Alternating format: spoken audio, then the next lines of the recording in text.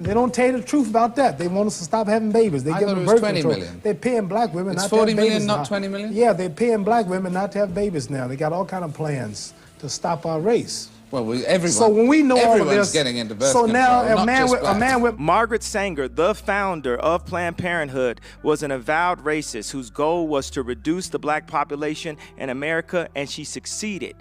80% of abortion clinics in America are in minority neighborhoods. Over 22,500,000 black babies have been aborted in 50 years. Over 1,000 black babies are aborted every day. People dismiss Kanye West as crazy. They often overlook the deeper truths in his statements. This video of Muhammad Ali proved that Kanye was right about his controversial remarks regarding the systematic efforts to reduce the black population. But this is not about Kanye. I want to talk about the knowledge Ali dropped in this interview. His insights back then were prophetic. His words and ideas revealed the depth of his understanding about societal structures and the challenges black people faced.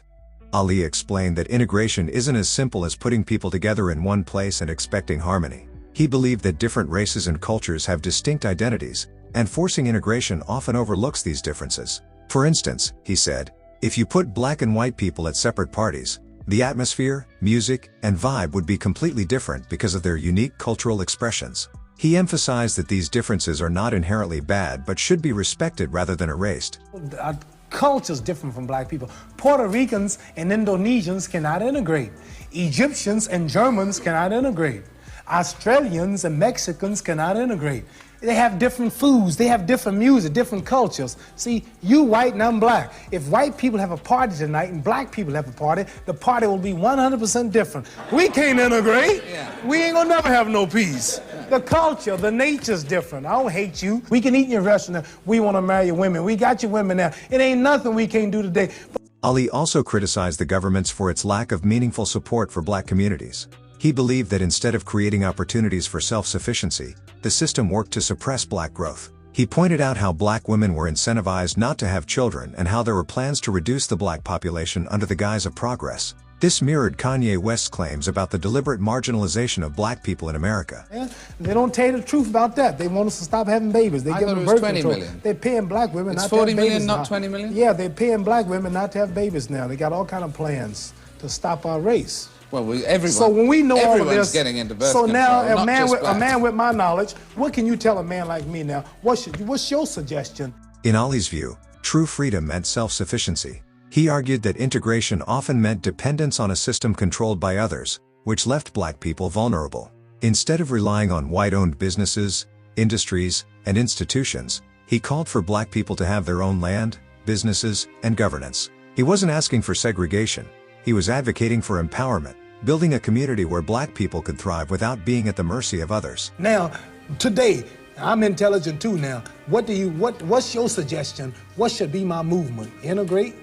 Yeah, equal rights in a mixed society. In this society, where you still own the government, you still own the train station, the railroad plant, the electric plant, these television cameras, you still make all the food, you control everything, and I'm like a leech on a dog's back. All I can do is just wait for you. I can't do nothing for myself. Integrating in your society don't mean I'm doing nothing for myself. You doing it all. I want to do something for myself. I'm tired of depending on you. You might get broke one day. Your stores might close. Your gas pumps might cut off again. I'm relying on you now. Can I have my own land and country? At the heart of his message was a call for honesty and action. Ali understood that some solutions proposed by society were band-aids rather than cures. He wanted systemic change, jobs, opportunities, and dignity for his people. For Ali, this wasn't just about him as an individual. As a global icon and a proud black man, he spoke not just for himself but for millions of others facing the same struggles. Well, you've got your own freedom here, for instance. I know you're luckier than many black people in America, but you're your own boss. I'm speaking for my nation. See, I know, I appreciate that. If I was representing just me, I wouldn't be talking like this, because I got it made. I'm talking for my brothers who's out there. But I just don't see how, Mohammed, I don't see how you can slice up America into bits and get all the whites in one area and all the blacks in another. Then we leave then. Looking back, it's clear that Muhammad Ali was far ahead of his time. His insights into race, culture, and self-reliance continue to resonate today, echoing through voices like Kanye West's. While we may not always agree with everything these figures say, their critiques of systemic issues often hold undeniable truth. Ali's words remind us that freedom and equality are not just about coexisting but about creating spaces where every culture and community can thrive on its own terms.